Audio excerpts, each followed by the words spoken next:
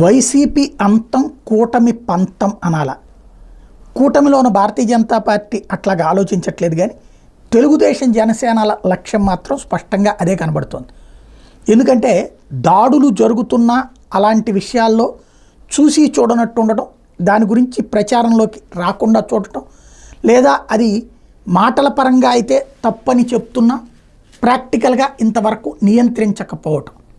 అంటే ఫిజికల్గా వైఎస్ఆర్ కాంగ్రెస్ పార్టీ వాళ్ళని లేదా అనుకూలంగా ఉండే వాళ్ళని భయభ్రాంతులకు గురి చేయడం అన్నటువంటిది అధికారపక్షంగా తెలుగుదేశం చేస్తుంటే జనసేన మౌనంగా ఉంది. అంటే జనసేన ఉద్దేశం గతంలో వైసీపీ వలన భయపడ్డటువంటి వాళ్ళు, ఆందోళనకు గురైనటువంటి వాళ్ళ రియాక్షన్ కింద ఫీల్ అవుతుందా, లేదంటే తప్పేం లేదని ఫీల్ అవుతుందా? ఓవరాల్గా చూస్తే ఇద్దరి ఆలోచన ధోరణి మాత్రం వైఎస్ఆర్ కాంగ్రెస్ పార్టీ అంతం తమ పంతం అన్నటువంటి రూట్లో కనబడుతోంది. ఒక రాజకీయ పార్టీని అంతం చేయడం సాధ్యమా?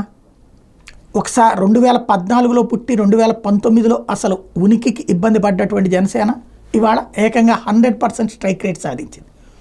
అదే సందర్భంలో 2019లో 151 స్థానాలతో భారీ విజయాన్ని నమోదు చేసుకున్నటువంటి వైఎస్ఆర్ కాంగ్రెస్ పార్టీ ఇవాళ 11 స్థానాలకు పడిపోయింది.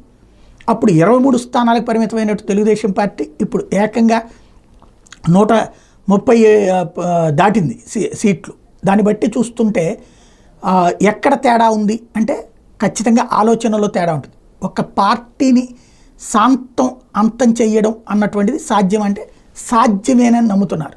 ఎలాగంటే తెలంగాణలో తెలుగుదేశం దెబ్బతిన్నట్టు వరుసగా కనుక అవకాశాలు లేకపోతే అయిపోతుంది. ఇప్పుడు ఈ కూటమి 10 ఏళ్ల పాటు అధికారంలో ఉంటుంది ఖచ్చితంగా.